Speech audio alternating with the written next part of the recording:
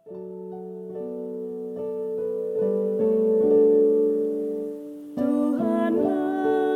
kekuatanku, Tuhanlah nyanyianku, Dialah keselamatanku. Jikalau Dia di pihakku, terhadap siapakah ku gentar? Tuhanlah kekuatanku, Tuhanlah nyanyianku, Dialah keselamatanku. Jikalau Dia di pihakku, terhadap siapakah ku gentar? Tuhanlah kekuatanku, Tuhanlah nyanyianku, Dialah keselamatanku. Jikalau Dia di pihakku, terhadap siapakah ku gentar? Tuhanlah kekuatanku, Tuhanlah nyanyianku, Dialah keselamatanku. Jikalau Dia di pihakku, terhadap siapakah ku gentar?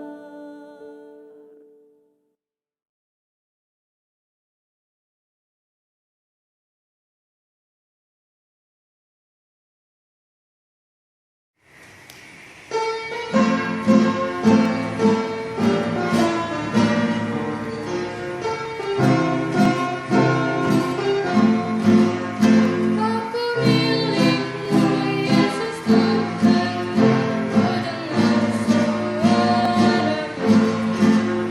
Ku merindukan datang mendekat dan diraih olehmu. Raih daku dan letakkan pada kaki salibmu. Raih daku, raih dan letakkanlah ke sisimu, Tuhanku. Aku hambamu, Kau sucikanlah oleh kasih murni-Mu. Hingga jiwaku memegang kehendak-Mu yang mulia. Raih daku dan letakkanlah pada kaki salibmu. Raih daku, raih dan letakkanlah ke sisimu, Tuhanku. Ke sisimu, Tuhanku.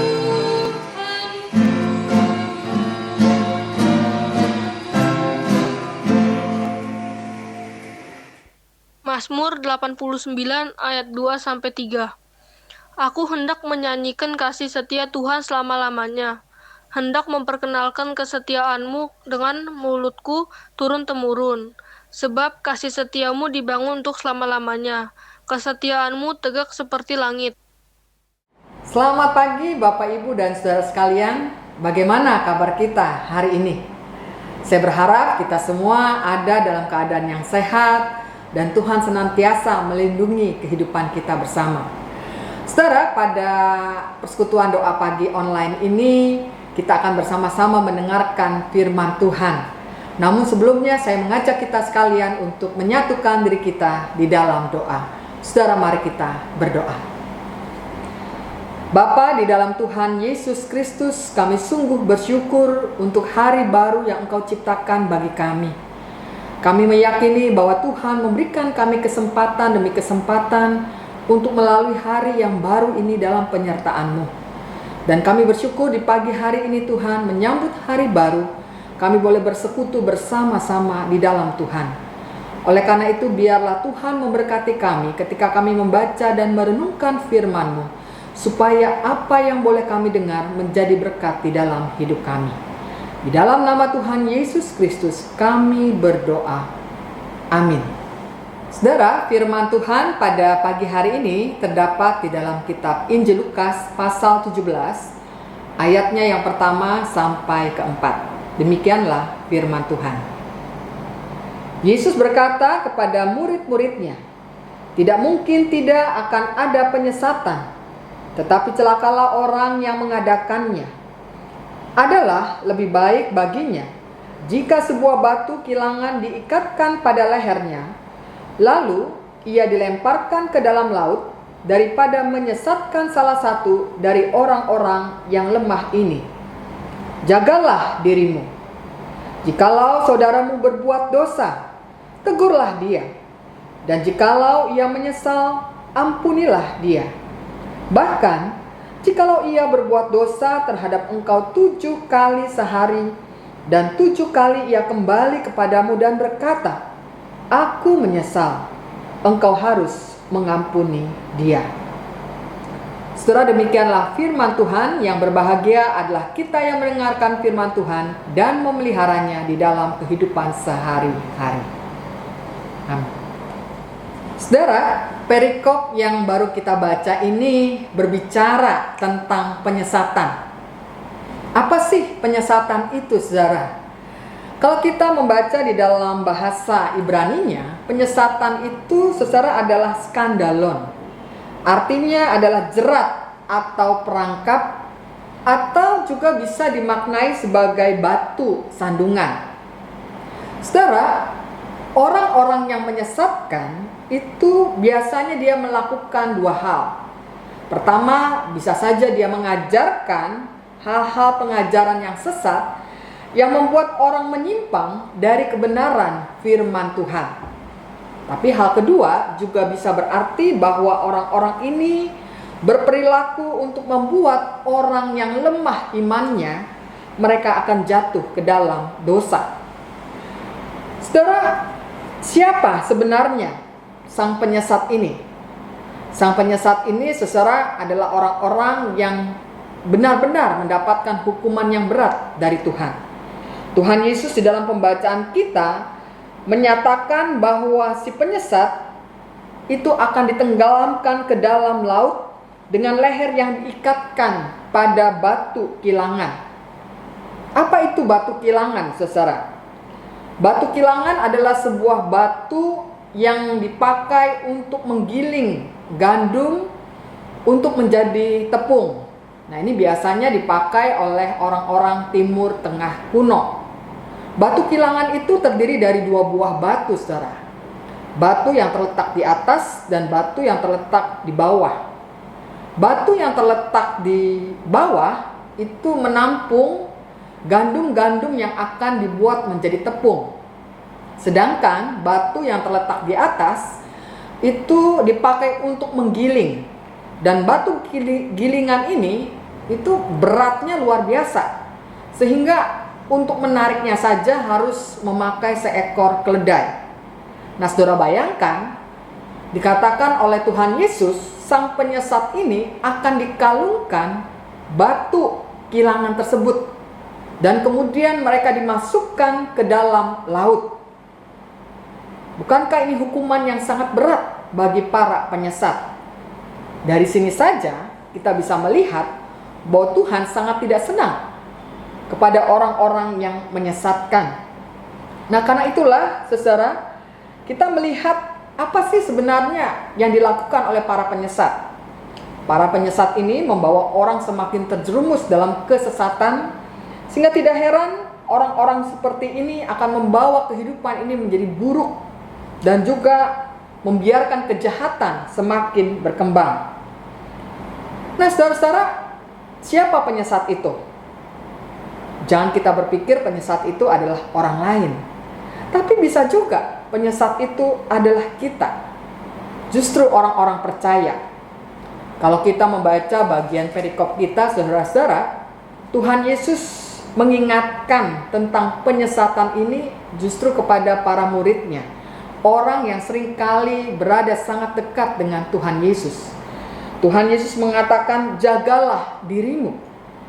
Jagalah dirimu, jangan sampai kita menyesatkan orang ataupun juga disesatkan.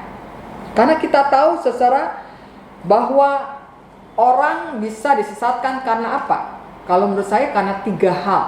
Apa itu? Pertama, karena orang mau berjalan dengan keinginannya sendiri. Yang kedua, orang memisahkan diri dari gereja atau dari persekutuan orang-orang beriman. Dan yang ketiga, hanya mau menerima segala sesuatu yang masuk akal pikirannya dan juga tidak percaya adanya misteri, sehingga Tuhan Allah segala kuasanya diabaikan oleh orang-orang tersebut. Nah, saudara, kalau kita sekarang memperhatikan ya saudara, kemajuan teknologi itu begitu luar biasa. Banyak muncul pengetahuan dan orang-orang pandai. Bahkan orang-orang yang juga semakin memiliki banyak kekuasaan dalam hidupnya. Memang saudara-saudara, teknologi dan ilmu pengetahuan yang sangat pesat itu kita percayai juga sebagai karunia Tuhan, sebagai hal yang baik yang Tuhan berikan dalam kehidupan di dalam dunia saat ini. Tetapi kita juga harus berhati-hati, karena mereka yang hanya mengandalkan akal pikirannya semata, itu akan menjadikan diri mereka sombong dan menghapus segala hal yang dikaruniakan Tuhan, seperti misalnya misteri Allah. Untuk itulah Yesus mengatakan kepada murid-muridnya, jangan membanggakan diri ketika mereka itu membanggakan tentang kokohnya bait Allah buatan manusia. Bait Allah bagaimanapun juga adalah sebuah benda. Apapun yang dibanggakan, diandalkan manusia akan pada akhirnya diruntuhkan. Kalau kita membaca hal itu misalnya ada di dalam Markus 13 ayat kedua. Pada intinya apa saudara? Pesan Tuhan Yesus itu adalah jangan mengandalkan diri sendiri, pengetahuan diri sendiri, atau juga mengandalkan orang lain. Karena semua yang kita lakukan itu akhirnya sia-sia dan juga bisa berakhir pada kesesatan. Nah saudara, kita juga tahu banyak cerita tentang bagaimana beberapa orang Kristen akhirnya bisa terjebak dan juga tersesat dalam aliran-aliran yang mengaku Kristen, tetapi sesungguhnya tidak mengakui Kristus sebagai anak Allah yang hidup dan juga juru selamat. Mengapa mereka sampai terjebak demikian? Mungkin awalnya mereka mengalami kekecewaan terhadap gereja. Kemudian lama-kelamaan mereka akan menjauh dari persekutuan saudara-saudara seiman. Dan ketika ada orang-orang dari kelompok tertentu yang kemudian memberikan perhatian sehingga mereka mudah tertarik di dalamnya, dan pada akhirnya mereka bergabung pada kelompok tersebut. Kelompok tersebut, saudara-saudara, seolah-olah sama dengan kelompok Kristen lainnya. Tetapi kenyataannya kelompok itu tidak mengakui Yesus Kristus sebagai anak Allah yang hidup dan tidak mempercayai tentang Allah Tritunggal. Dan untuk orang-orang tersebutlah Yesus menginstruksikan bagaimana berelasi dengan mereka, dengan orang-orang yang mungkin sudah terjebak atau tersesat dengan aliran-aliran atau kepercayaan yang menyimpang dari jalan Tuhan. Saudara, Tuhan menasihati kita bahwa kita pun juga perlu menegur, perlu mengingatkan mereka untuk tidak semakin jauh berada dalam persekutuan kita. Dan bukan hanya itu, kita juga diajar untuk mengampuni. Meski mungkin orang itu tidak mudah untuk diajak kembali ke tengah-tengah kita, namun kita percaya bahwa ketika kita boleh mengajak mereka kembali dan mengampuni apa yang mereka sudah lakukan, bukankah itu sebenarnya sebuah pemulihan yang terjadi dalam kehidupan persekutuan? Tentu bukan berarti saudara-saudara kalau kita mengajak mereka, menegur mereka, lalu kita berperilaku sebagai seorang hakim terhadap mereka, terhadap kesalahan yang mereka lakukan. Tetapi marilah kita membawa mereka di dalam doa, di dalam kasih, supaya mereka tidak semakin jauh dari kesesatan yang mereka lakukan. Saudara, memang dalam hal ini untuk mengajak mereka kembali, kita tidak bisa mengandalkan diri sendiri. Kita harus senantiasa mengandalkan Tuhan. Kita harus mendoakan mereka untuk kembali mereka ada di tengah-tengah persekutuan kita.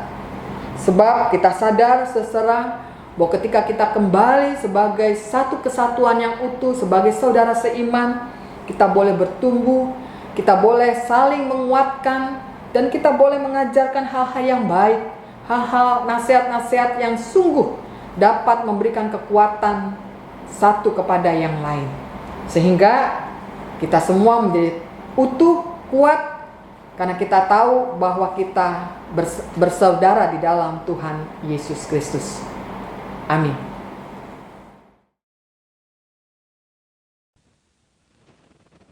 Pagi hari ini kami datang di dalam rangkaian doa syafaat kami. Kami ingin berdoa untuk kerjasama pemerintah pusat dan daerah dalam menanggulangi penularan COVID-19 ini. Kami berdoa agar kerjasama ini sungguh menghasilkan penurunan tingkat penularan yang ada, terutama di provinsi-provinsi yang masih tinggi tingkat penularannya, baik yang ada di Jawa Timur, di Kalimantan Selatan, di Sulawesi Selatan, dan juga di DKI Jakarta.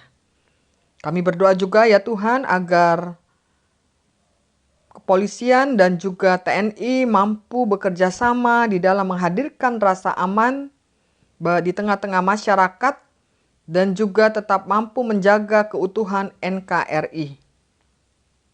Saat ini juga kami ingin berdoa untuk tim medis yang terus-menerus bekerja di dalam menanggulangi penularan COVID-19. Tuhan kiranya memberikan mereka perlindungan, Tuhan berikan mereka sukacita di dalam melaksanakan pelayanan mereka, dan biarlah keluarganya juga mendapatkan perlindungan kesehatan daripadamu. Kami berdoa juga saat ini untuk penyaluran bantuan-bantuan ke masyarakat dalam bentuk uang tunai maupun juga sembako agar tepat sasaran dan dapat memberikan ketahanan secara ekonomi dalam kehidupan mereka. Kami berdoa untuk gereja-gereja yang sampai saat ini terus melaksanakan ibadah-ibadah online atau streaming, dan juga persekutuan-persekutuan online dan streaming, sehingga semua itu dapat menumbuhkan spiritualitas umat di tengah-tengah masa pandemi ini. Dan akhirnya kami juga ingin berdoa untuk saudara-saudara kami yang bertambah usia, bersyukur untuk pertambahan usia mereka. Biarlah Tuhan senantiasa memberikan hikmat atau kebijaksanaan dalam perjalanan kehidupan mereka. Dan kami juga ingin berdoa bagi saudara kami yang akan melaksanakan pernikahan. Biarlah Engkau juga memberkati setiap persiapan yang ada, khususnya di masa pandemi ini. Ada kerjasama yang baik antara gereja, keluarga, dan mempelai, sehingga dengan demikian dapat melaksanakan ibadah pemberkatan nikah dengan penuh sukacita. Dan teringat juga untuk saudara-saudara kami yang masih sakit, baik di rumah sakit ataupun juga berobat jalan, biarlah Tuhan memberikan mereka senantiasa semangat untuk sembuh. Tuhan berkati setiap obat-obatan yang mereka minum. Tuhan membantu mereka di dalam melewati masa-masa yang sulit ini.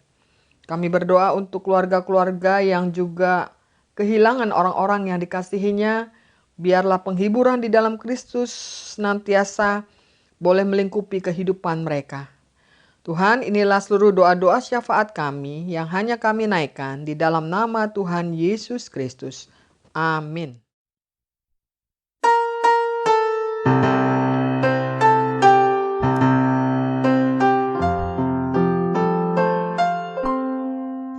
Kasih Tuhan